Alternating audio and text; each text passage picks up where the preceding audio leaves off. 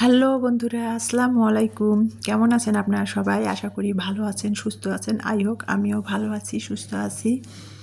এই যে প্রতিদিনের মতো আবারও চলে আসলাম আপনাদের মাঝে আমার ভালো লাগাগুলো শেয়ার করার জন্য। ইফতারের পর একটু বিশ্রাম নিয়ে আজকে তো 23 রমজান। 23 রমজানের ইফতার শেষ করে তারপরে রান্না করতে চলে আসলাম, দেখতেই পাচ্ছেন।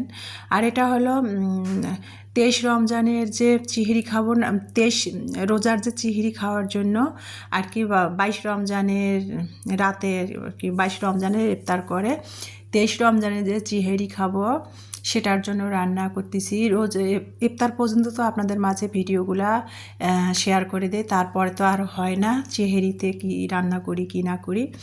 তো সেটাই আর কি ইফতারের পর একটু নামাজ পড়ে আরাম 10-15 মিনিট বিশ্রাম নিয়ে তারপরে রান্নাঘরে চলে আসি, তো সেগুলো আপনাদের সাথে শেয়ার করার চেষ্টা করি।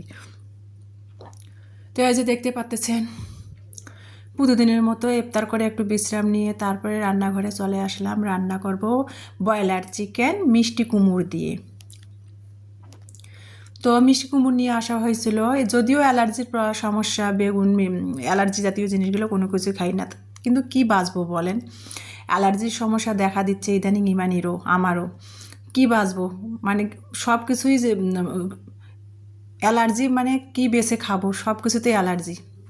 মসুরের ডালে অ্যালার্জি, মিষ্টি কুমড়ো অ্যালার্জি, পুঁই শাক খেলে অ্যালার্জি, বেগুন খেলে অ্যালার্জি, চিংড়ি মাছ খেলে অ্যালার্জি, মানে গরুর মাংস খেলে অ্যালার্জি, ইলিশ মাছ খেলে অ্যালার্জি, মানে অ্যালার্জি সব কিছুতেই অ্যালার্জি সমস্যা দেখা দেয়। অত বেশি না, তারপরে সাবধানে চলি মেয়েকে নিয়ে। যদি উল্টাপাল্টা বেশি কিছু হয় তখন বিশ্রী একটা অবস্থা।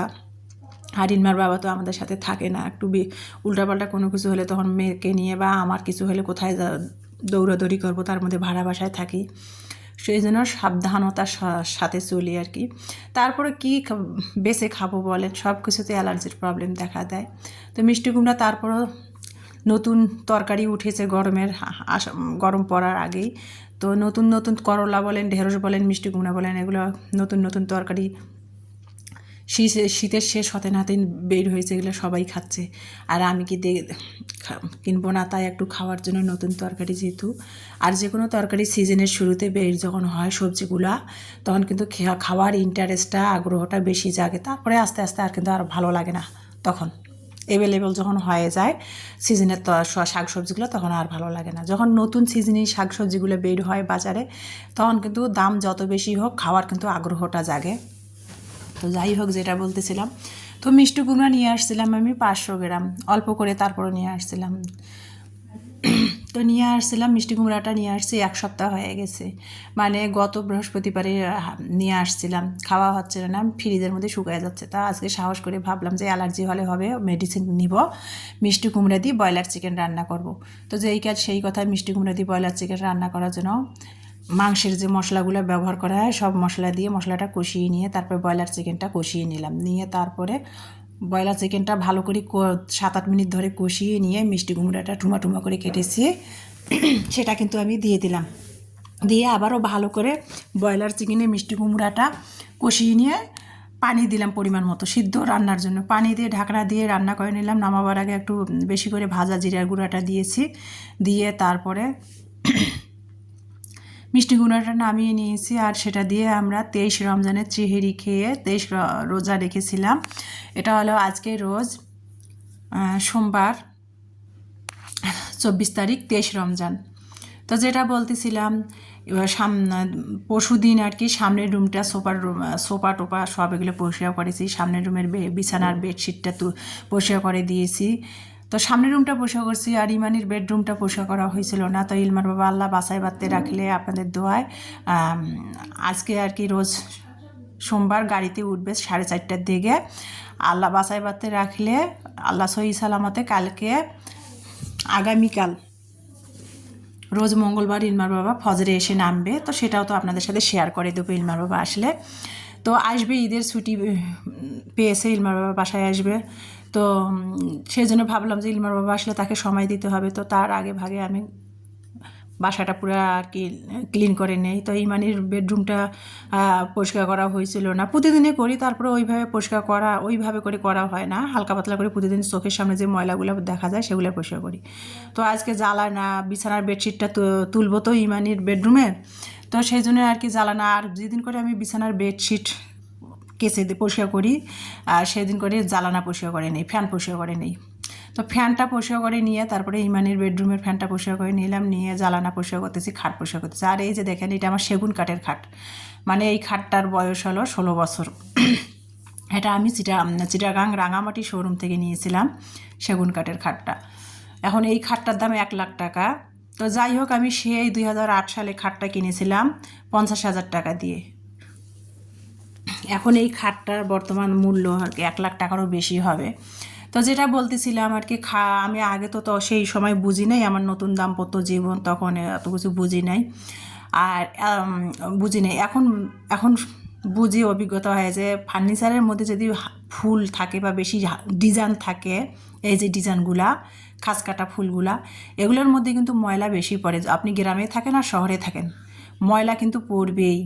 এই যে আমার খাটটার মধ্যে এত ডিজাইন, ছোট ছোট ফুল, গোলাপ ভরা, এগুলোর মধ্যে অনেক ময়লা আর কি বসে।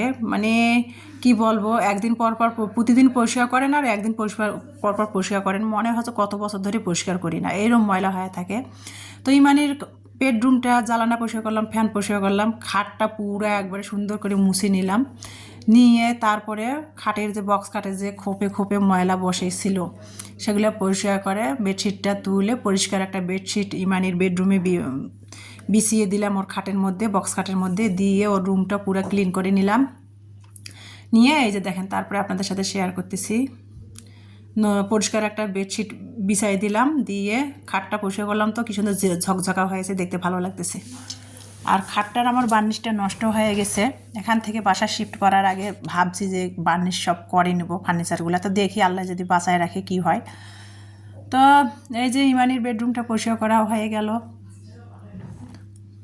ক্লিন করলাম পুরাটাই ইমানির বেডরুমটা, ফার্নিচারগুলো সব মুছলাম। যদিও আমার ফার্নিচার ওই রকম নাই, তারপরও আল্লাহর কাছে শুকরিয়া, আল্লাহ যতখানি দিচ্ছে সেটা নিয়ে আমি খুশি, আল্লাহর কাছে শুকরিয়া। তো সেটাই আর কি আমি পরিষ্কার পরিচ্ছন্নতা রাখার চেষ্টা করি। আর পরিষ্কার পরিচ্ছন্নতা হলো ইমানের অঙ্গ, তাই না? আল্লাহ যাকে যতখানি দিচ্ছে সেটা নিয়ে আল্লাহর কাছে সন্তুষ্ট থাকা উচিত। তা আমার যেটুকু আছে আমি সেটা নিয়ে আল্লাহর কাছে শুকরিয়া, আমি সন্তুষ্ট। আমার বেশি কিছু লোভও নাই, লালসাও নাই। আল্লাহ আমাকে যেটা দিয়েছে সেটাই আল্লাহর কাছে লাখো লাখো শুকরিয়া। তো সেটাই আমি সবসময় পরিষ্কার পরিচ্ছন্নতা রাখার চেষ্টা করি। তো পরিষ্কার করার পর তারপরে এই যে দেখেন ক্লিন করলাম পুরো ইমানের বেডরুমটা, করার পর আপনাদের সাথে শেয়ার করে দিই যে ফার্নিচারগুলো সব মুছলাম, খাটের মধ্যে আর কি ইমানের একটা নতুন পরিষ্কার বেডশিট বিছাই দিলাম, সেটাই আপনি শেয়ার করতেছি। আর ভাড়া বাসা চাইলে তো মনের মতো করে ওভাবে সাজা সম্ভব হয়ে ওঠে না। তো যাই হোক, যেটা বলতেছিলাম, এই যে তো পরিষ্কার করার পর যে কোনো জিনিস কষ্ট করে পরিষ্কার করার পর যখন ভালো লাগতে, দেখতে ক্লিন পরিষ্কার একবারে ভালো লাগে, তখন কিন্তু মনটাতে অনেক শান্তি আসে। তো আমার অনেকটা ভালো লাগতেছে, শান্তি লাগতেছে, সেটাই আর কি আমার ভালো লাগাটা আপনাদের সাথে পরিষ্কার করার পর বেডরুমের একটু ভিডিও করে আপনাদের সাথে শেয়ার করলাম। তো যাই হোক, এই যে এখন অফ ক্যামেরাতে গোসল করে নিয়েছি, নামাজ পড়ে এই যে আজকে ইফতারে কোনো আয়োজন করি নাই। আজকে এই যে দেখেন বহুমুখী মহিলা শিক্ষা সমবায় সমিতি, এটা হলো বাড়িওয়ালা, আমাদের বাড়িওয়ালা আপা এখানকার মানে পরিচালিকা, মানে ওনার আন্ডারে এই প্রতিষ্ঠানটা চলে আর কি, এখানকার পরিচালিকা। তা আজকে আপা প্রতি বছরে বছরে রমজান মাসে 200-300 করে লোকের অ্যারেঞ্জ করে ইফতার পার্টি। তো আজকেও আপা আমাদের প্রতি বছরে বছরে দাওয়াত করে, আজকেও আর কি এখানে 200 লোকের অ্যারেঞ্জ করেছে ইফতার আয়োজন। তো সেখানে আপা আমাদের গতকালকে দাওয়াত দিয়ে গেছে বাড়িওয়ালা ভাইরা, আর আমরা তো পাশাপাশি একই ফ্লোরে থাকি 3 তলাতে। তো আপা গতকালকে আর কি দাওয়াত দিয়ে গেছে, তো সেটাই আজকে আর কি বাসায় কোনো ইফতার আয়োজন করি নাই।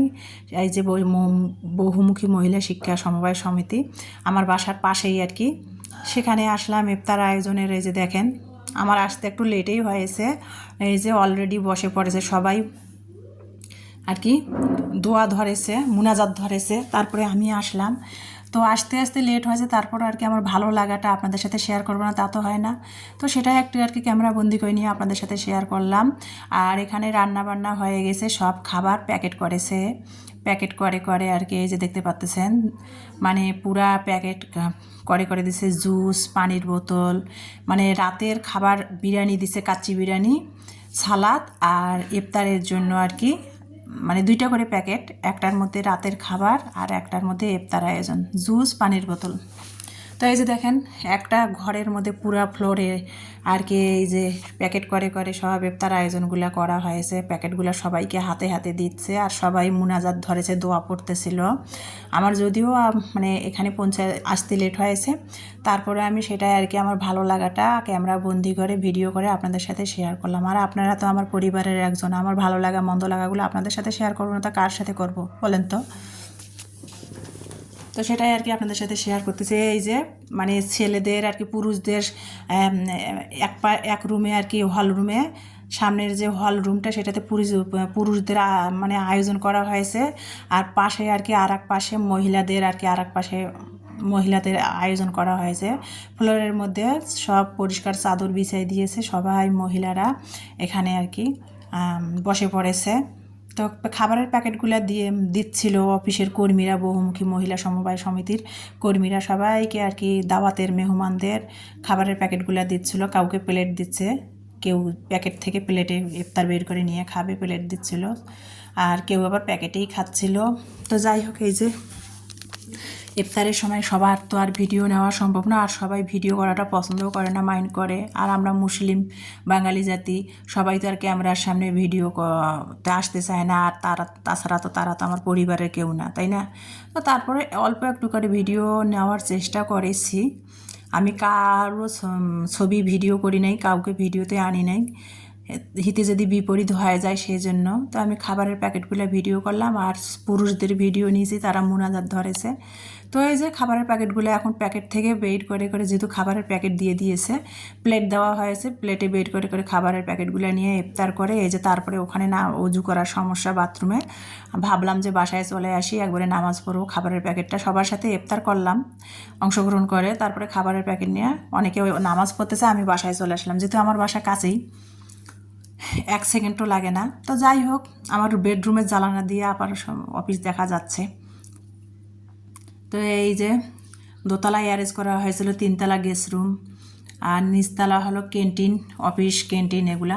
তো এই যে দোতলা থেকে নামতে নামতে সিঁড়ির মধ্যে অনেকগুলো আর কি টুয়াইজ দেখেন পোস্টার লাগিয়ে রাখিছে, বাল্যবিবাহর নানান কৃষি ক্ষেতের আর কি কৃষকদের মানে পোস্টার বানিয়ে বানিয়ে রেখেছে। তো নামতেছি সিঁড়ি থেকে, আর সেটাই আর কি সন্ধ্যা হয়েছে, তো সেটাই আর কি একটু করে ভিডিও করার চেষ্টা করতেছিলাম, যদিও ভিডিওগুলো রাতের বেলা মাগরিবের পর ক্লিয়ার আসে নাই, একটুখানি করলাম। আমি একদিন সময় করে যায়া আর কি মহিলা শিক্ষা সমবায় সমিতির ভিডিওটা সুন্দর করে করব, করে আপনাদের সাথে শেয়ার করব সময় সুযোগ নিয়ে। তো এই যে সিঁড়ি থেকে নামতেছিলাম, দোতলায় অ্যারেঞ্জ করা হয়েছিল, তো ইফতার করে সিঁড়ি থেকে নামতেছিলাম, আর সেটাই আপনাদের সাথে ভিডিওতে শেয়ার করে দিলাম ভালো লাগাগুলা। আর তারপরে এখন বাসায় চলে আসবো, মাগরিব হয়ে গেছে, ইফতার করে নিলাম, বাসায় আসতেছিলাম সিঁড়ি নেমে আর আপনাদের সাথে শেয়ার করতেছিলাম।